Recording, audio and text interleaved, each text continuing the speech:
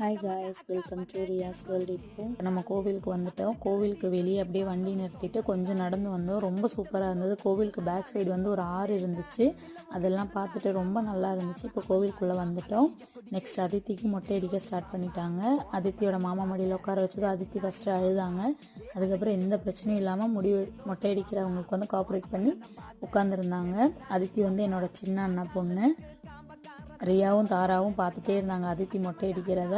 அதுக்கப்புறம் ரியாக்கும் தாராவுக்கும் மொட்டை அடிக்கும்போது ரொம்ப அழுதாங்க. ஆனால் அதித்தி பரவாயில்ல, அதித்தி அழுகவே இல்லை.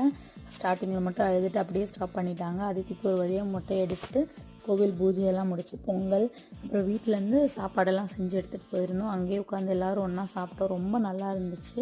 மொட்டை அடித்து முடிப்பீங்கன்ற மாதிரி ரியாவும் தாராவும் பார்த்துட்டு அவங்களே டயர்ட் ஆகிட்டாங்க.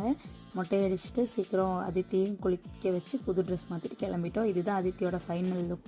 எப்படி இருந்துச்சுன்னு கமெண்டில் சொல்லுங்கள்.